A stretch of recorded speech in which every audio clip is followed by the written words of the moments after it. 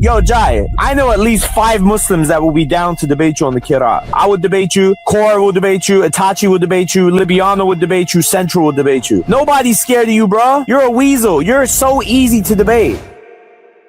Oh, here she is. What's going on? Talia. What's up? Hi. Okay, there she is. And you can state your position again, but if I am misattributing something to you, or I'm saying something wrong, then you just correct me. But basically, you take the position that all of these readings go back to Muhammad, and that these are all inspired, they're all revealed, and that they're all correct, right? Yeah, my And position so is that what I'm the 10 showing, are... Sorry? all 10 of them, right? Yeah, the 10 are from the Prophet, peace be upon him. Okay. So what I'm trying to demonstrate is that this view of the different readings that you Muslims have today has definitely evolved throughout history, and that the early Muslims that we can trace back and who talked about this actually took a very, very different view. And they didn't believe that these, specifically those 10, all of these 10 were correct, or that they were all going back to Muhammad, that they're all inspired. And the one that we're bringing up as an example is chapter 1, verse 4, King of the Day of Judgment versus Owner of the Day of Judgment. So okay, when we go to to Al-Tabari, you'll see that he comments on this, and he talks about the reading of king. So Malik, the king, is the correct of the two. He says the most authentic reading in his opinion. And so when I see that, I want to get what do you think he means when he says that, the most correct reading? Okay, I'm currently reading the page right now. So when I start this off, I'm going to say I have not read this entirety of the page that we're quoting right now, so I can't necessarily have a stance on it until I read it. So Oh, okay, that's fair. That's fair. And by the way, if you have one that you've read and you've done more research on, we can go to that one, because I don't want to like make it come off like I'm bombarding you with something, or like I'm trying to come at you with something that you don't know about. I want you to take one that you have read about before, and we can use that as an example instead. yeah, I was just like, I mean, as you said, we're going back to Tafsir Imam al-Tabari, so the people in the chat can get a gist of what we were talking about, you know? Exactly. Yep. Right. So this was an example that you actually brought up, right? Because I asked you to show me. Yeah. Okay. Cool. So this is one that you brought up. All right. So you can, as you know, it's in front of you. It's a long one. It's very long. But there's a section when he kind of gives his conclusion, and he says that the first reading, which is the reading of King, is the most correct reading of the two. And then he gives you the reasons why. He says that when you use the reading of King, it has the meaning of sovereignty, and it ascribes to God exclusive sovereignty. And over the word owner, or he says that he gives you an example. He says that it's known that there's no king without him being an owner, but an owner may not be a king. So what he's saying is that if you're a king, you're automatically an owner. But if you're an owner, you're not necessarily a king. So that's why he chooses this reading of king, and he thinks that it gives more glory to God, and it's more exalted view of God. And he actually gives more reasons than that, but we can just deal with those right now. Yeah, of course. I'm gonna, if I need to get off the panel or anything like that, I'm gonna read through this, of course, because It's a long one. I've never read this tafsir in English before, because I have the book, but it's in Arabic. Okay. And I'm more familiar with English than I am in Arabic, because I grew up in the West and stuff. So I've never read this in English before, so I'm not familiar with this. Okay, that's fine. I don't know. I think there might be an English translation available somewhere, but it costs like a ton of money. But the Arabic is accessible. You can get it online, or you have the book for it. You said so. Yeah, you can yeah. check it out. Of course. Okay. So, okay, we're wrapping up Al-Tabari now. Okay, so where we left off is the chains of narration, and you brought up Hafs, right? And Yes. that was the first variant that you brought up in the chain of narration. So can you go ahead and present your argument against Hafs? Specifically about the Hafs reading. So not just Hafs, but the reading as a whole. So okay. So when we look at the chain for Hafs, and you were reading it earlier, you might still have it. It goes Hafs, and then he learned it from Asim, and then Asim learned it from Abdurrahman, and then he learned it from Uthman, Ali, Zayd, Ubay. They learned it from Muhammad, and Muhammad, Gabriel, etc., to Allah. And so when you apply the method that Muslims apply for this chain of for the science of men, that they call it, that they grade like who's an authentic person for hadith, who's trustworthy for hadith. They have like 4 different criterion for like how they judge someone's reliable. So the first one is Islam, like they have to be Muslim, And then they have the second one, they have to, they're like a legally responsible age, or they're an age where they are considered to be responsible. The third one is academic proficiency, and the fourth one is moral integrity. And each of those have like subcategories. What makes you someone like with moral integrity? You have like a bunch of different rules and criterion for what makes you morally and it's a moral person basically. So you need to fit all four of these things for hadith to be a reliable hadith narrator. Now, when we apply those standards for the Quran, the readings of the Quran, we see that they fall short on a lot of different readings. A lot of the readers aren't considered to be reliable in hadith, and because there's not like a science for narrators for the Quran in the same way that there's one for the hadith, you have to just apply what you have available. So if you have scholars writing about these same people, the same individuals when it comes to hadith, then you apply it to the readings of the Quran and you'll see that it makes a big problem. So just as an example, and I think you acknowledged this earlier, but Hafs is called unreliable in the hadith, and a number of reasons are given. One of the reasons is he was a thief. He was considered to be a liar and untrustworthy for those reasons. And these are like big scholars who call him things. Like Al-Bukhari, for example, says he's rejected. Big scholars say this. So the argument here is that the chain of narration that you guys have for the Quran, if we apply the hadith criticism or the method of what makes someone reliable for hadith onto someone for the Quran, then these people wouldn't even pass for hadith. So how do they pass for Quran? Okay, perfect. Are you done? Yeah. Tackle all of your points one by one, if that's okay. So I'm going to start with the qualifications of whether or not Imam Hafs is reliable in hadith, and whether or not we can cross-reference this into how reliable he is when it comes to Quran. Does that make sense? Okay. I'm going to start with that. So do you know the name of the person who criticized Hafs and called him a liar? Yeah, there's a whole list of them. I'll just is there a give name? you, yeah, specifically Ibn Kharash was one of them. Yeah. We can start with that if you'd like. Okay, go ahead. Okay, Ibn Khirash, he's the man that called Hafs a liar, right? Yeah, one of them, yeah. Okay, Imam al-Dhahabi mentions in a book that scholars like Abu Zurah, said Ibn Khirash is a Rafidi, and others mentioned that he gets a mursal narration, and he would make it connected and lie to fabricate it and make it connected, and he would say something mawqaf, from a companion and make it marfu' from the Prophet.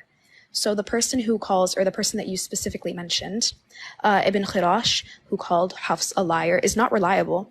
He's called a Rafidi, and he's also accused of making chains that are mursal reliable and attributing them to the Prophet, peace be upon him.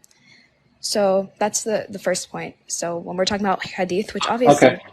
Wait. So do you disagree that there are scholars, hadith scholars, that call him a liar?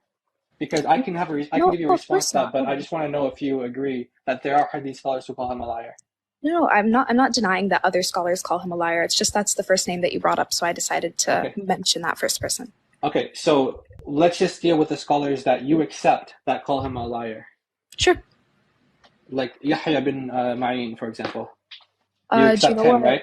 Do you know what book he quotes that in? Yeah, I have all the information in front of me actually. So yeah, of course. So actually, do you want the book names, or do you go for it? How do I give it? I don't know how I give it to you.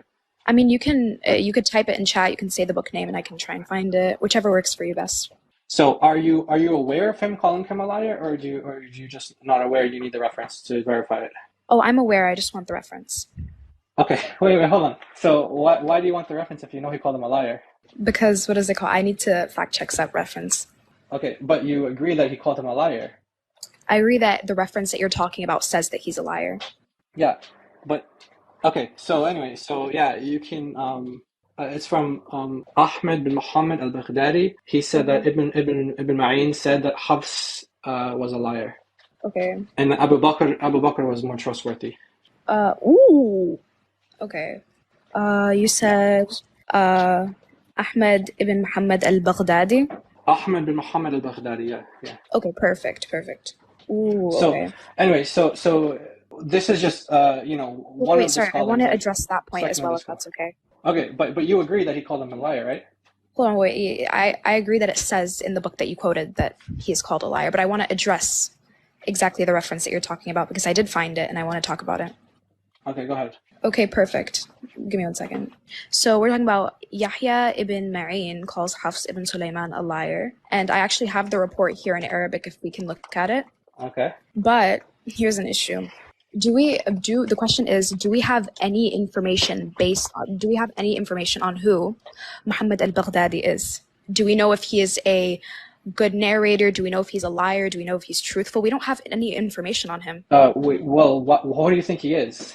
Who, you think he's just We have no some information nobody on that's an quoted in a individual, book? actually. So your scholars are just quoting a nobody and attributing him to saying Abu Ma'in said that Hafs is a liar, and you think they Okay, just what made it I'm up and saying is they leave it in their books?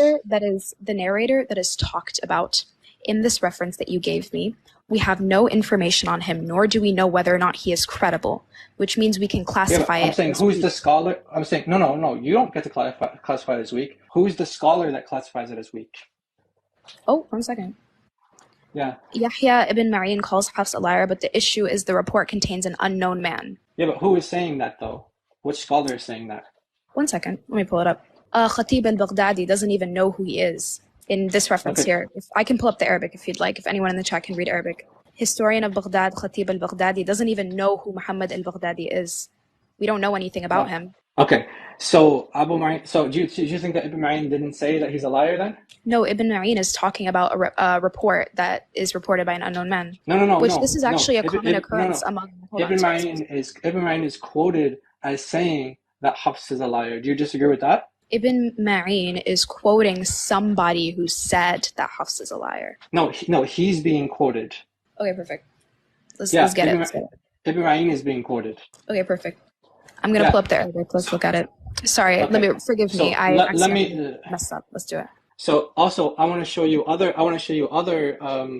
Muslims who acknowledge that Hafs is called a liar. So Okay. as you're pulling up the Arabic for it and you want to look for it, I want to show you Muslims who acknowledge and admit that he's called a liar. So then the question would come down to whether we should trust them or trust what you say, because these Okay. are what's written in the books, and Muslims are acknowledging that. So let me just pull up that as you pull up the Arabic to see what it says. Oh, also, I found the Arabic, so can I just read this off? I'm gonna try and translate it. Go ahead.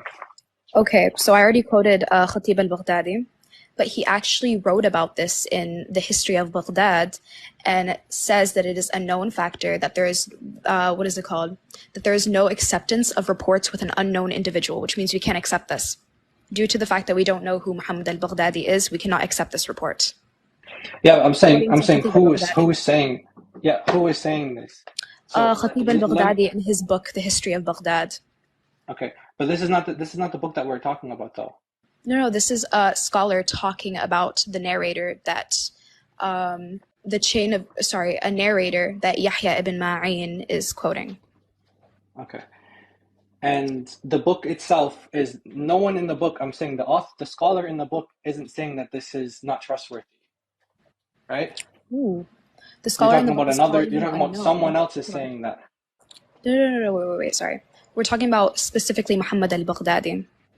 Yeah, right. So what I'm saying is, the book that has Ibn Ma'in calling Hafs a liar, that book doesn't say that this is not trustworthy. Oh, so we're only talking about Yahya ibn Ma'in's book? Or can we... Well, where he's being quoted. That's what I'm talking about. Okay, perfect. No, because I was talking about a different scholar that classifies the narrator that is being quoted as unknown. Okay. Not specifically Yahya ibn Ma'in. Okay. So but that's what I'm saying. I can give you other scholars who are saying that yes, he is considered to be a liar by Ibn Ma'in, and not just him, by the way. He's just okay. one. He's just one. So are you aware of all the reports that he's called a liar? Not all of them. Would you like to enlighten me? Okay. So let me just pull up another example of it here. How about the one where he steals? He steals books. Are you familiar with this one? Oh, I actually wanted to address this as well. So if you'd let me, I would love to address this. Yeah, go ahead.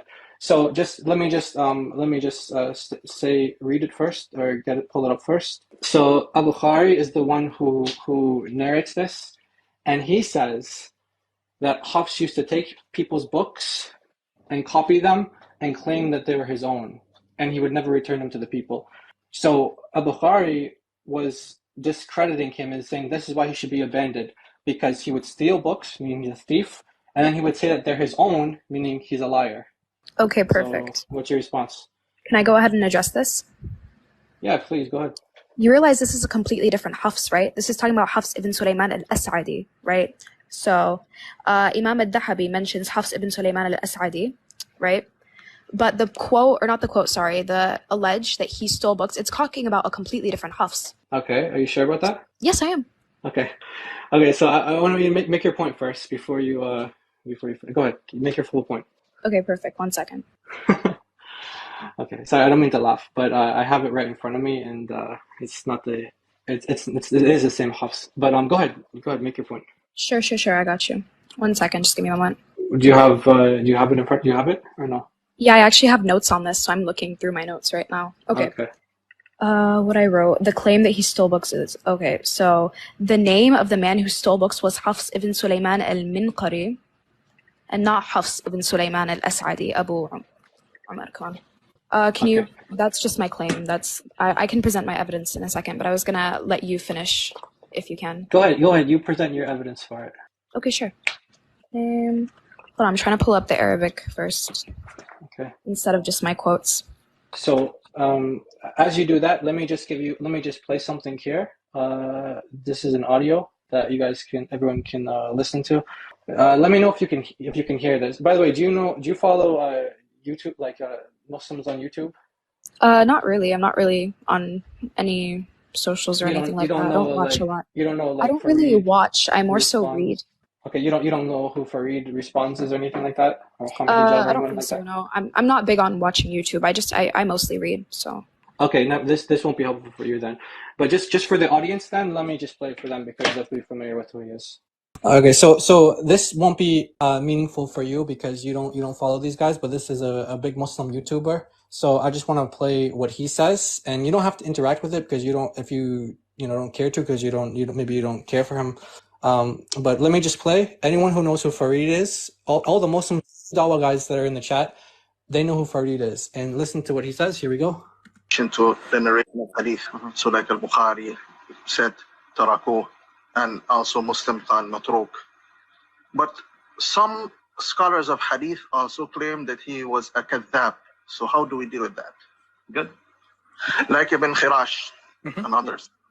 Yeah. Okay, so there are two, or at least two people who has been attributed to that have said that Hafs is a liar. The first is Yahya ibn Ma'in, and the second is Ibn Khirash. That's the main concern, because Yahya ibn Ma'in is a major scholar of Hadith. So how is it possible that this major scholar of Hadith referred to Hafs as a liar? Yahya said, this Abu Umar is a liar, referring to Hafs. Now, I want you to keep a couple of things in mind here. Firstly, this statement is actually a statement in which he's saying that Hafs's recitation is the best recitation from Asim. Okay? Now, imagine that. Imagine referring to someone as a liar, but saying that his recitation is the best recitation. So what does that mean? That means that there are no specific issues with the recitation of Hafs. Okay.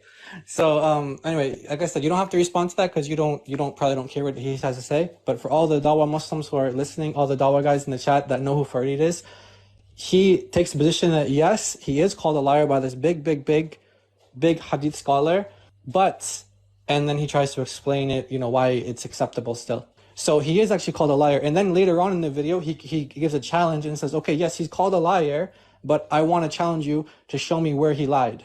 And that's his challenge for the people. You heard him referring to, anyway, you heard what he said. So now I can show you where Al-Bukhari, when he's referring to Hafs as someone who used to steal books, that this is the same Hafs, but you want to present evidence, so you can present your evidence before I do that. Yeah, right now I'm trying to find these books instead of screenshots because my screenshots are extremely blurry, as I showed. So I'm trying to actually refer to the actual book PDF, but Okay. you can go ahead while I'm finding this one book. It's a singular book. It'll be quick. But I want to hear the rest of your evidence, if that's okay. Yeah, sure. So you have Hafs with you, right? Like the isnad, like do you have the chain for it? Yeah, I do have the chain. Okay. So just real quick, just read his name, like Hafs' full name, just so I can be sure, because this is the same one here. I just want to present this to you. Sure, yeah. Let me just pull up the chain for his qiraat. Yeah. And you also heard Farid there referred to him as Abu Amr as well. So that's another name that he has as well. But let me just get this ready while you confirm his name for us. Hafs ibn Sulaiman al-As'adi. Okay, perfect. So GodLogic, can you give me the big screen real quick, bro? Thank you, man. Appreciate it. All right, here we go. So this is the same Hafs, right? Hafs ibn Hafs ibn Sulaiman Sulaiman al-As'adi Abu Umar. Okay. Yeah, now you can continue to read this hadith here, and you'll see the story here. You know, he's narrating. Actually, I don't know how I can show you the full thing. It's kind of but anyway, this is the story. Let me go to the source, Bukhari. Okay, and he's talking about the same Hafs right here, and you can read it yourself. I'll just kind of slowly go by it. Can you zoom out, by the way? Zoom out? Yeah, like, can you make your camera not portrait mode? Yeah, sorry. Like, hold your phone horizontally and zoom out. Oh, that works better. Okay. So I'm trying to hold it as still as I can, but as you read it, I'll just give. So this is the same story, that a narration where Hafs used to steal books, and he wouldn't return them, and then he would claim that they were his own, and he'd copy them for him, like say they're his own. So in this story, we see, it's from Bukhari, by the way, as well, that Hafs, the same Hafs that the Muslims get their Quran from, the main majority of Muslims who use his Quran today, that he's confirmed here to be a thief, a liar, and untrustworthy by Bukhari. Let's see. Just trying to make it stable for you. I know it's a little shaky, but you can hopefully still read it. Do you know do you know the number and where this is quoted? Yeah, I'll give you the source. Like, get off the story. It's a little blurry, by the way. You want to screenshot it, or you want to write it down? And then this book, page 32, and that's on Maktab al-Shamila. So we see there that Al-Bukhari is confirming that this is actually the same Hafs. That's why I want to confirm his name. It's the same one. And let me just go back one more time. Wait, can I ask what website are you reading from? Yeah, this website, it's called Al-Maktab al-Shamila. Like the, like the what? Shamila. Al-Shamila. Like the, yeah. So if you just go to Shamila .ws. Actually, I'll just show it on my screen here. You can see. Yeah.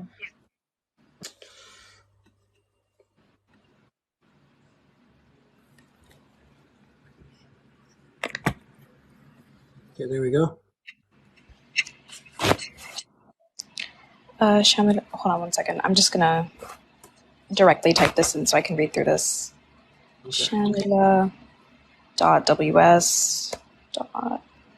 Dash book /1054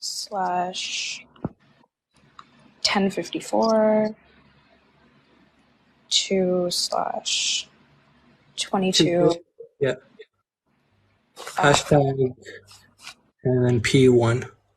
P1. Okay. Hopefully this works. Yeah. So you can go through it and you can see. And by the way, there were actually other Muslims who I know that you don't. I heard you saying that you don't like Sunnah.com because you think that there's some Shia sources on there or whatever.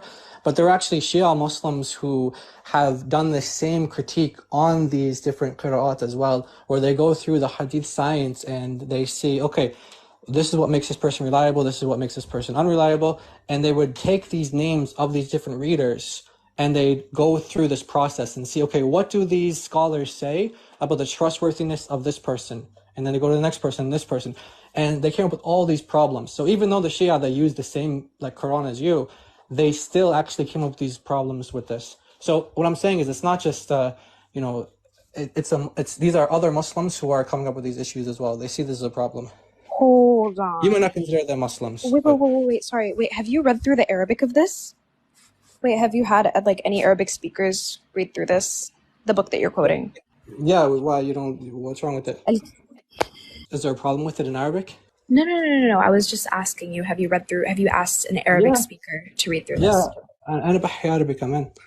Oh, nice. Okay, perfect. Okay.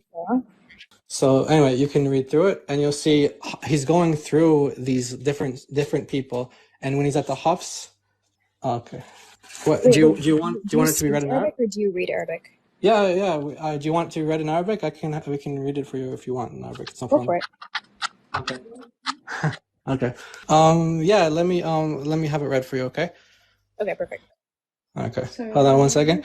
So let me just put it on the screen, and then we'll read it. So can you not read Arabic, or do you need someone to read it for you, or something, or what? I can read Arabic. It's just I take a lot of time Oh, because okay. it wasn't my first language, but I can read Arabic. Okay, no problem. Okay, it says, go. حفص ابن سليمان الأسدي أبو عمر عن علقمة بن مرقد تركوه they left him. وقال أحمد بن حنبل رحمه الله, أحمد بن حنبل said, قال يحيى أخبرني شعبة قال أخذ مني حفص بن سليمان كتابا. So Hafs ibn Sulaiman took a book from me, فلم يرده, and he didn't return it. قال وكان يأخذ كتب الناس فينسخها, and he used to take people's books and write them, transcribe them. Okay. Is that clear? Yeah. Do you understand? Or Yeah, I heard her. I heard her perfectly fine. Can you ask her to read the title of the book that you're reading from Al-Bukhari? yeah, no problem. Kitab, you put it on the screen, brother? Just so people know that it's the same. كتاب الضعفاء الصغير للبخاري. So the people of the book of the weak people. Yeah, the weak narrators, basically. Yeah. That are listed from Abu Bukhari, like his own list of weak narrators, or the weak people. Okay, perfect. 1 second. I'm pulling something up. So, anything else? Do you need anything else from the Arabic, or is it... I'm still trying to find my perfect, not my perfect book, sorry, my clear book in Arabic, so I can read from you and show you how this is not the same exact Hafs that you're talking about. Oh, okay. Well, I can show you so his name is Hafs bin Sulaiman al-Asadi, and then if you go to the Quran, you'll see that it's Hafs bin Sulaiman, and it gives his full name, but it's al-Asadi al-Kufi, and it tells you who we got it from. Yeah, we'll show it. Hold on, let me show it to you. Yeah, you can pull it up if you'd like to, but you don't have to. I think I know what you're talking about. Hafs bin Sulaiman ايش؟ ابن المغيرة. Oh. ابن المغيرة الأسدي الكوفي. Oh. So it is the same Hafs, yeah. Oh. Should I say something? Okay, 1 second. What do you want to say? No, I was talking to myself. Don't worry, I wasn't talking to you. Okay.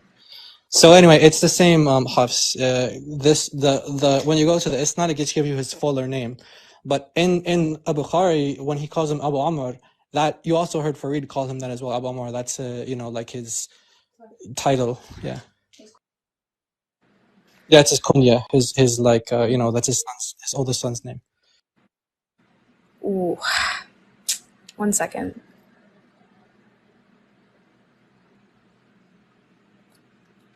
So just to be clear, what's the contention? Because if you want, we can give you other sources where Muslims are saying, don't take from him from Hadith. Like, I don't think, are you actually contending that he's reliable in hadith, or are you trying to say Oh, that no, he no, is? no. I'm not trying to say that he's reliable in hadith. Don't worry. I just wanted to go through your sources one by one. Okay. That's what my intent was. Not to argue that he was authentic or not authentic, Okay. sorry, reliable in hadith. That wasn't my argument. Okay.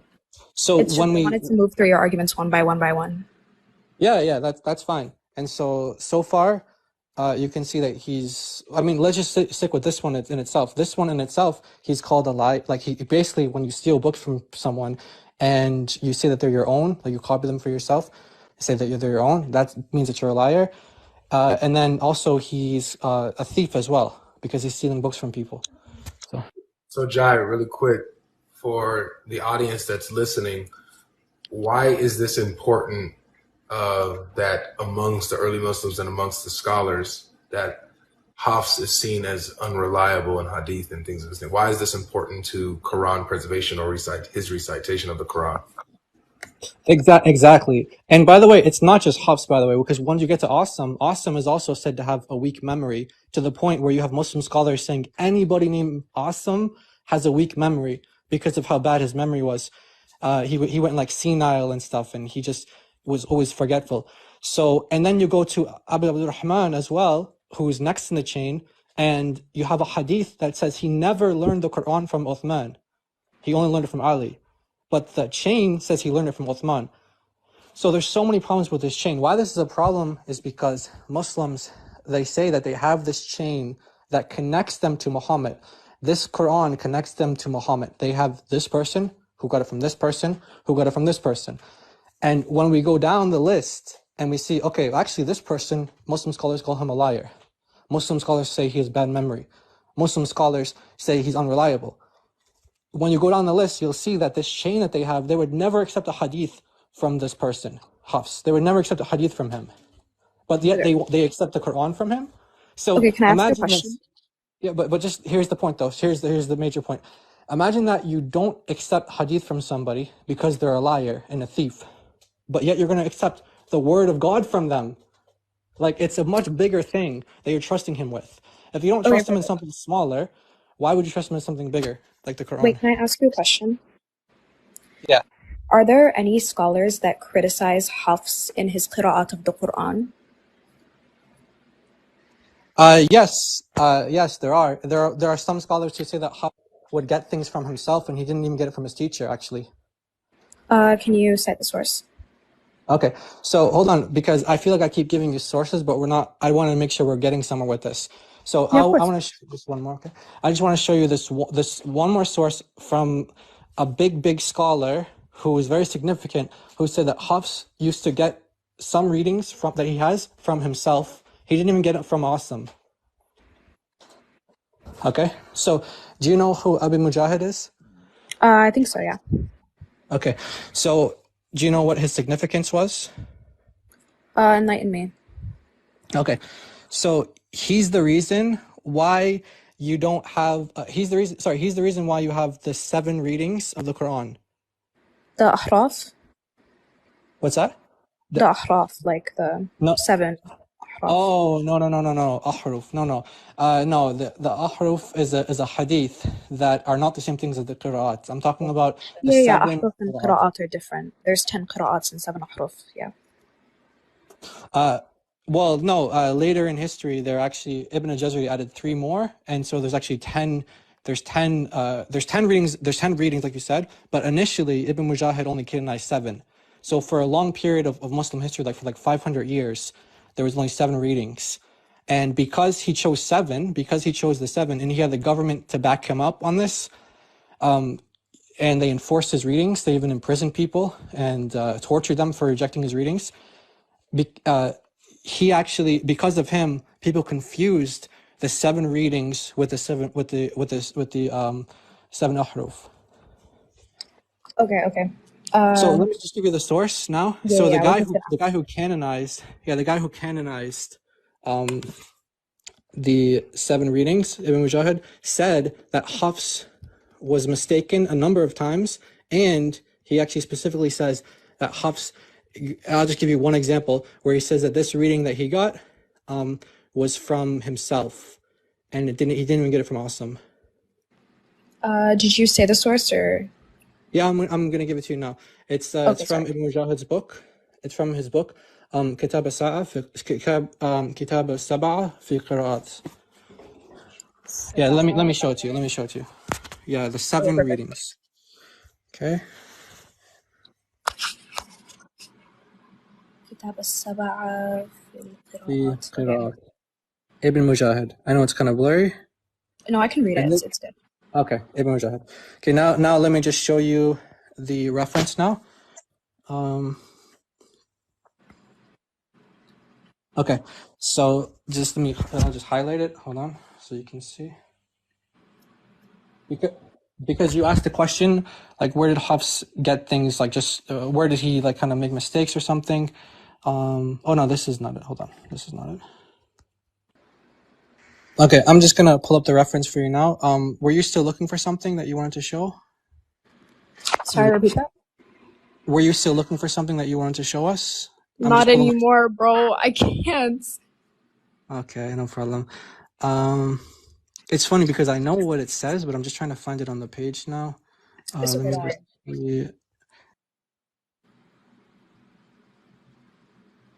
Okay, for some reason I had like 2 bookmarks for the same thing, and I was showing the wrong bookmark. So anyway, here it is here. Same reference. It's the same reference. So the same website as before.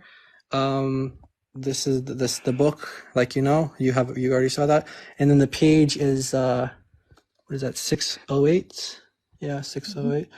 Okay, and then here's the reference here. So page 608 in his book.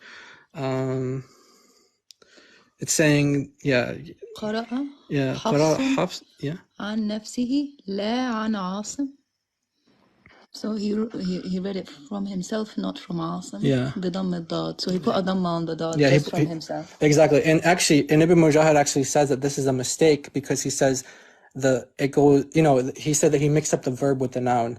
But anyway, so Ibn Mujahid, the one who canonized, the readings, he actually said here that Hafs is getting it from himself, not from Asim. Even though it's supposed to be from Asim, he's not supposed to be making stuff up on himself. Ooh, wait, can you pull up the page again if you don't mind? Yeah, no problem. Did you want the quote or did you want like the page number, or what did you? The page number. Okay, I can't send links on here. I don't know how to do that. Yeah, what is that? 608. Looks like it looks like 6. Yeah. Okay. Oh, it's 5. Is it's 6. Not either. I'm tripping. That says 5. No. 508. Yeah, is it 508? I was trying to figure We it out. just copy paste it. Actually, I'll give you the link on the top. Let me just do what I did last time. I'll give you the link. Of course. It's blurry. Hold on. Okay, there we go. You can screenshot that, maybe? Got you. What is it? Okay, in the verse that he's commenting on, it's chapter 30, verse 54. 30 verse 54. Okay, perfect. Yeah. By the way, I can no longer argue. I can't argue anymore because my laptop actually died. Hence why I can't pull up a source anymore. Okay. So yeah. So I don't know if you're not able to continue with us then. Do you want we can have like a cliffhanger? Yeah, no problem. So basically, this reference here is pretty clear that you have Hafs who's getting a reading from himself, not from Asim. So this is obviously a big problem. And so our whole point is that the way that Muslims believe, like what me and GodLogic were saying in the other stream, the other live, was that the whole idea of your guys' view of preservation today is not. Yeah, thank you. It's not the same as the early Muslims. So we're trying to say that the view of preservation that Muslims have is not the same that early Muslims had. And in fact, they didn't even believe that they might have believed that the Quran was preserved, but not in the same way that you guys believe, like word for word, letter for letter, dot for dot. And by the way, I don't want to introduce another topic, but we also talked about scribes, like scribes who would apostatize from Islam because they realized the same thing. That they would say something one way, and then Muhammad would say, hey, that's what's been revealed. And then he read it down. And then the scribes were like, well, wait a minute. If he's a prophet and he's getting this from God, but he just said it the same way I said it, then that means I'm a prophet too. So they would just leave Islam. So yeah, we're just trying to show the Muslims that their view of preservation is flawed. And if usually Muslims will use that as an argument against Christianity, and they'll say, oh, you guys have textual variance in the Bible. We can't trust the Bible because there's variance. So we're trying to, we're turning the tables on them with that. And then if you come another time, we can actually show you why the Bible is reliable, why you should believe it's reliable and trust it, and that is the word of God. Okay, sure. Got you. Cool. So you've been very respectful, and we always appreciate these conversations. So yeah, we just want to extend our thanks and appreciation to you, and hopefully we can have another discussion or more discussions in the future. Usually it doesn't go like this. Usually the conversations are kind of like how they went in the last stream. You saw how that went. They were No, because the last stream I was actually trying to debate because I was talking to that other guy, that study guy. The stream, my intention wasn't to debate. It was just I wanted to see exactly what your claim was. okay. Perfect. Yeah, So but hopefully it's clear. if you want to come back, we can actually debate if you'd like to. Yeah, I mean, if you want to check the sources and get everything up, we can do that. And we didn't even get into like contradictions between the different readings, but we have plenty of examples of that as well. Yeah, I'll chill. So if I come back, I mean, after I look into all the sources and I get my books, because I do, as I said, I'm not really big on like getting stuff off of YouTube and stuff like that. I just have books. I collect books. It's just a thing. But, That's good. That's good. So the goal in this, like, we're not trying to insult or disrespect. We're just trying to show the truth, and our end goal is always discussions is to glorify God and how we conduct ourselves and point people to the truth, which is ultimately going to lead you to Jesus. He is the truth. So that's what I have to say. Anything you want to say before you go, you can go ahead. Okay, perfect. Hope you guys have a good day. Hopefully, I mean, I try to be respectful, so I'm glad that you guys were respectful as well, because I do try to be as patient as I can when I talk to people, especially non-Muslims. So, yeah. Well, Talia, it's been a pleasure listening to you engage and stuff like that.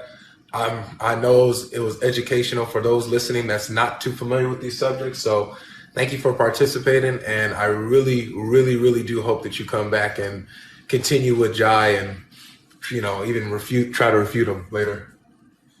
All good. Yeah, as I said, I mean, today my intention in this live wasn't to debate because I can't really, especially, I can't debate on other people's lives, especially because every time I try to debate, I always get cut off, etc., etc. I've never been on you guys' live before, and I try not to get on people that I don't know's lives, but, I'll look into your sources. I'll see exactly what your claims are, because I was writing everything down so I could see exactly what you were saying. And yeah, I mean, if you want to debate in the future, we definitely can. Now you know us. Now you know how we rock. You know how we engage. It's just we prefer this right here, like this type of where we listen to each other, we exchange. It's if someone interjects politely, they can interject, or if you're like, oh, hold on, let me finish this thought. Let them finish the thought. Just regular conversation, not hyper emotional and stuff like that. You know what I mean? There's like Muslims in the chat being like, yeah, you learned your deen based off of what Christians say. I'm not here to debate in the first place. I came up here not to debate, but because I was invited to talk about it. But it's been a respectful conversation. So have a good day to you guys, and assalamu alaikum to everyone in the chat. And please stop takfiring me, bro. I am a Muslim. I don't know what you're talking. Stop takfiring me, bro. I didn't do crap.